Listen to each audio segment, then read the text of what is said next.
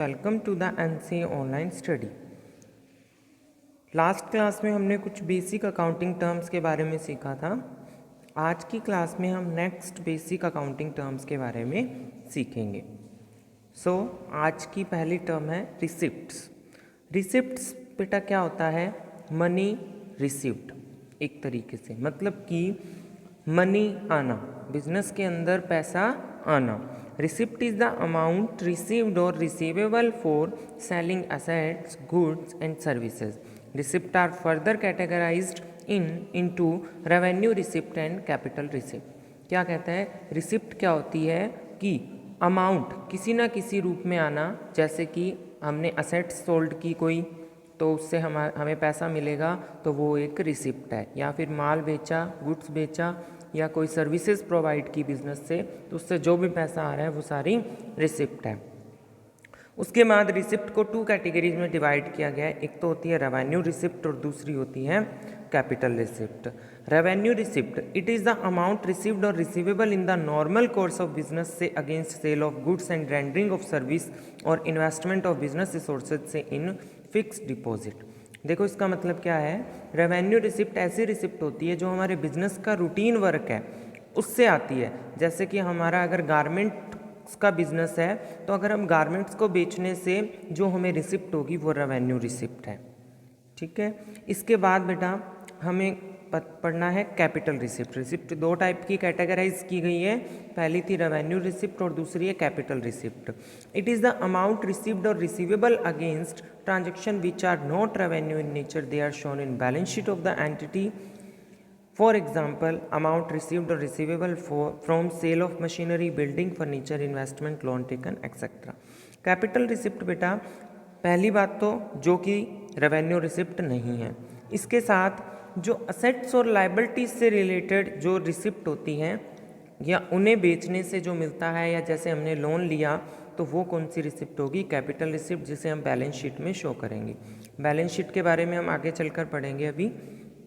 तो ये होती है रिसिप्ट, टू टाइप्स की होती है, रेवेन्यू रिसिप्ट और कैपिटल रिसिप्ट। इसके बाद देखिए बेटा हम पढ़ेंगे एक्सपेंडिचर।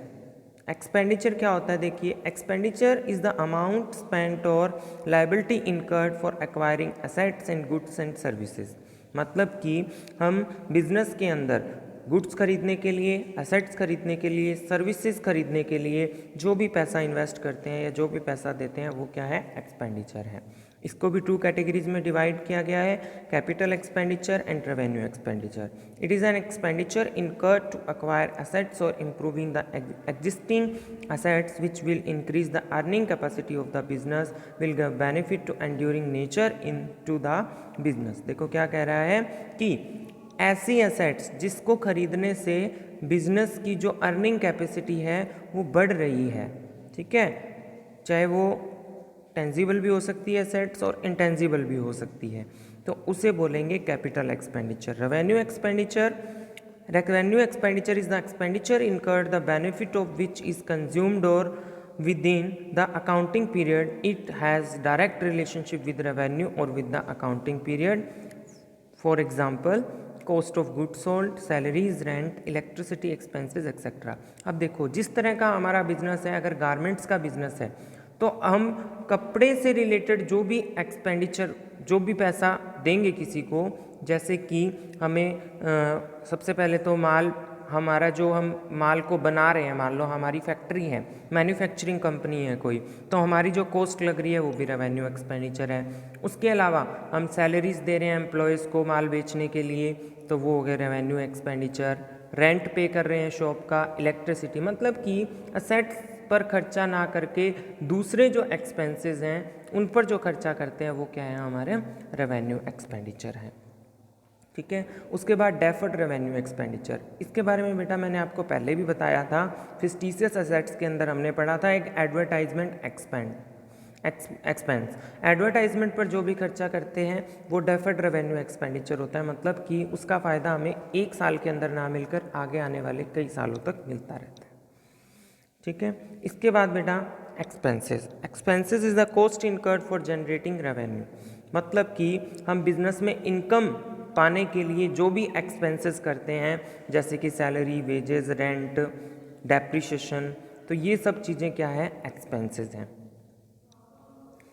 एक्सपेंसेस भी बेटा इसमें आपको दो टाइप के बताए हुए हैं, एक तो प्रीपेड एक्सपेंस और एक आउटस्टैंडिंग एक्सपेंस। प्रीपेड एक्सपेंस कौन से होते हैं बेटा, जो कि हम एडवांस में पे कर देते हैं। जैसे हम 2020 के अंदर हम 2021 के जो एक्सपेंस है अगर वो पेड कर दें तो वो होते हैं प्रीपेड एक्सपेंस।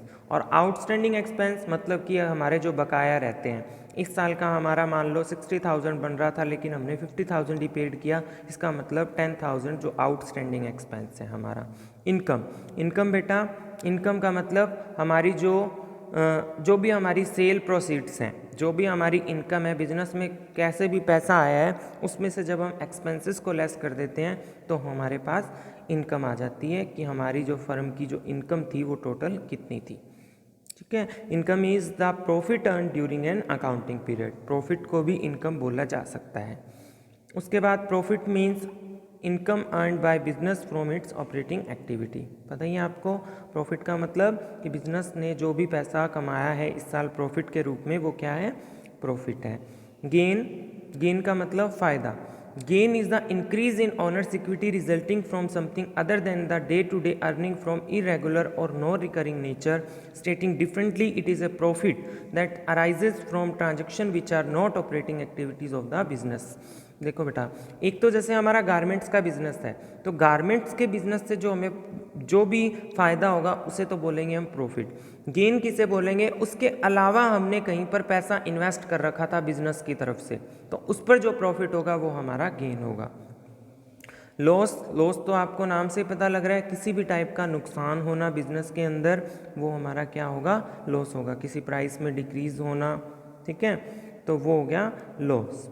उसके बाद बेटा आता है परचेज। परचेज का मतलब जब भी हम बिजनेस के अंदर कुछ माल खरीदते हैं तो अकाउंट्स की लैंग्वेज में गुड्स को खरीदना क्या होता है, परचेज होता है। परचेज दो टाइप की है, कैश परचेज और क्रेडिट परचेज। मतलब अगर हमने कैश में माल खरीदा है तो उसे कैश परचेज बोलेंगे, और अगर हमने उधार माल खरीदा है तो उसे क्रेडिट परचेज बोलेंगे।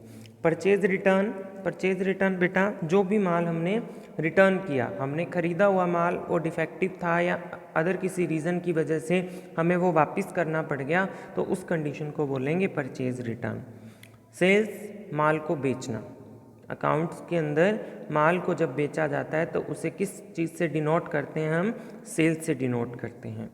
Sales return, goods sold when return by purchaser are termed as sales return. मतलब कि सेल्स रिटर्न का मतलब है जो भी हमने माल बेचा वो किसी रीज़न की वजह से हमारे पास वापस आ गया तो वो सेल्स रिटर्न होगा। सेल्स रिटर्न को रिटर्न इनवर्ड भी बोला जाता है और परचेज रिटर्न को रिटर्न आउटवर्ड भी बोला जाता है। रिटर्न आउटवर्ड का मतलब हमसे आउटवर्ड बाहर की तरफ गया, और इनवर्ड का मतलब बिजनेस के अंदर आया है। Revenue from operation. Revenue from operation बेटा सेल्स को बोला जाता है, एक तरीके से पूरे साल की सेल। अगर हमारा किसी को प्रोडक्ट बेचने या खरीदने से रिलेटेड बिजनेस है तो हमारे पूरी साल की जो नेट सेल्स होगी वो रेवेन्यू फ्रॉम ऑपरेशन होगा। अगर मान लो हमारी को फाइनेंशियल कंपनी है, लोन देने वाली कंपनी है, तो हमने जो इंटरेस्ट रिसीव्ड किया है वो हमारा क्या होगा, रेवेन्यू फ्रॉम ऑपरेशन होगा। गुड्स बेटा मैंने आपको पहले भी बताया था, स्टॉक, गुड्स, इन्वेंट्री, ये सब सिनोनिम ही है, एक ही चीज़ होती है। गुड्स बोला जाता है जो भी हम माल खरीदते हैं बेचने के लिए बिजनेस में, वो गुड्स है। या हमारे बिजनेस में जितना भी माल पड़ा है वो सारा क्या है, गुड्स है जो हमने बेचने के लिए मंगवाया है। स्टॉक को अलग थोड़ा सा क्यों दिखाया है, तो देखो बेटा हमारा जो अकाउंटिंग ईयर है, जनरल जो ईयर है हमारा, कैलेंडर ईयर कौन सा होता है, 1 जनवरी से लेके 31 दिसंबर तक। लेकिन जो हमारा अकाउंटिंग ईयर होता है वो होता है 1 अप्रैल टू 31 मार्च। तो 1 अप्रैल को हमारे बिजनेस में जो गुड्स पड़ा है उसे हम बोलेंगे ओपनिंग स्टॉक, और जो 31 मार्च को हमारे बिजनेस में जो गुड्स पड़ा है उसे हम बोलेंगे क्लोजिंग स्टॉक, क्योंकि वो साल के लास्ट के दिन हमारे पास होता है। इसके बाद ट्रेड रिसीवेबल। ट्रेड रिसीवेबल का दूसरा नाम बेटा डेप्टर्स भी बोल सकते हो इसको, ठीक है। डेप्टर्स क्या होते हैं अब मैं आपको बताता हूँ। डेप्टर्स का मतलब है हमने किसी को उधार माल बेचा। उधार माल बेचा इसका मतलब हमने उससे पैसे लेने हैं, तो वो हमारा क्या हो गया, डेप्टर हो गया। इस चीज़ का ध्यान रखना बेटा, कंफ्यूज हो जाते हैं बहुत से बच्चे डेप्टर और क्रेडिटर में। डेप्टर का मतलब है हमने उधार माल बेचा, इसका मतलब हमने उससे पैसे लेने हैं, it means he is a debtor of the business. Trade payables को क्रेडिटर भी बोलते हैं। इसका मतलब है कि हमने किसी से उधार माल खरीदा और हमने उसको पेमेंट देनी है अभी, तो वो कौन हो गया, हमारा क्रेडिटर हो गया, मतलब उसने हमसे पैसे लेने हैं। तो डेप्टर जिससे हमने पैसे लेने हैं, क्रेडिटर जिसने हमने जिसको पैसे देने हैं वो हमारा क्रेडिटर। कॉस्ट बेटा, जैसे मान लो हमारी मैन्युफैक्चरिंग कंपनी है तो हम जो भी एक्सपेंडिचर मतलब कि प्रोडक्ट को बनाने पर जो भी खर्चा करेंगे वो कॉस्ट होगी हमारी। वाउचर बिल जो हम बिजनेस से काटेंगे एक एविडेंस के रूप में कि हमने इसको माल बेचा है, इससे खरीदा है, वो वाउचर होता है। डिस्काउंट पर देना, जैसे कि आपको पता ही है। बैड डेप्ट्स बोलते हैं बेटा जैसे हमने किसी से पैसे लेने थे और उसने हमें पैसे दिए नहीं और वो कहता है कि मेरे पास पैसे नहीं है, वो इंसॉल्वेंट हो गया, दिवालिया हो गया, उससे अब पैसे नहीं आएंगे, तो हम उसे बैड डेप्ट्स में डाल देते हैं, डूबत खाते में डाल देते हैं। इसलिए बैड डेप्ट्स क्या हो गया कि रिटर्न ऑफ मतलब कि एक ऐसी अमाउंट जो हमें अब नहीं मिलेगी बिजनेस को, तो ये हमारा एक एक्सपेंस होता है बेटा। बैलेंस शीट, इसके बारे में हम आगे चल के जानेंगे, ये सब वर्ड्स आपके लिए न्यू हैं, इनके बारे में हम डीपली समझेंगे। बैलेंस शीट बेटा बिजनेस की फाइनेंशियल सिचुएशन को बताती है कि बिजनेस की फाइनेंशियल सिचुएशन कैसी है, बिजनेस अच्छे प्रॉफिट में चल रहा है या लॉस में चल रहा है, ये चीज़ बताती है हमें, ठीक है। डेबिट क्रेडिट, इनको पढ़ते हैं। क्रेडिट देखिए, credit is the right side of an account, if an account is credited then the entry is posted to the credit side of the account, in such an event it is said that the account is credited, it has been derived from an Italian word क्रेडिटो। देखो credit और debit दो ऐसी चीज़ है बेटा, जैसे जो हम डबल एंट्री सिस्टम करेंगे जिसके अकॉर्डिंग हम अकाउंटिंग को सीखेंगे, उसके अंदर ये मोस्ट इंपॉर्टेंट टू थिंग्स है, डेबिट और क्रेडिट। इसका आप वैसे ये बोलना गलत होगा लेकिन आपको समझाने के लिए मैं बोलना चाहता हूँ कि प्लस और माइनस बोल सकते हो। जैसे पुराने टाइम में मान लो किसी को हमने 5000 रुपीज़ दिए, उसका खाता हम प्लस कर देते थे, ठीक है, हमने उससे वापस 2000 आ गए तो उसको माइनस कर दिया। तो डेबिट और क्रेडिट एक अकाउंटिंग को सीखने के दो ऐसे टर्म हैं जिसकी हेल्प से हम अकाउंटिंग को समझ सकते हैं इजीली, ठीक है। तो इसके बारे में हम आगे चल के और ज़्यादा अच्छे से जानेंगे जब हम जनरल चैप्टर को करेंगे।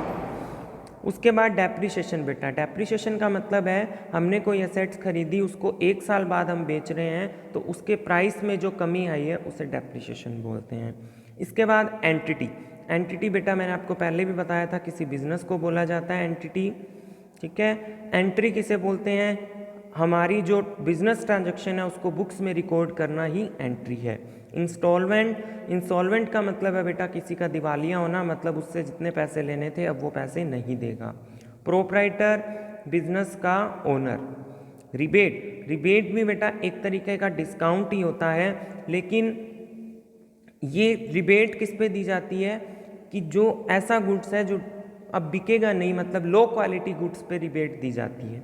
सॉल्वेंट मतलब ऐसा पर्सन जो अपनी डेब्ट्स इजीली पे कर सकता है, उसके पास इतना पैसा है कि वो जितना लोगों को उसे देना है वो पे कर सकता है। उसके बाद फाइनल अकाउंट बेटा हर एक लास्ट में बनाया जाता है हर एक साल के, और ये हमें बिजनेस की सिचुएशन बताता है कि बिजनेस की फाइनेंशियल सिचुएशन कैसी है, वो प्रॉफिट में चल रहा है या लॉस में चल रहा है। Thank you student.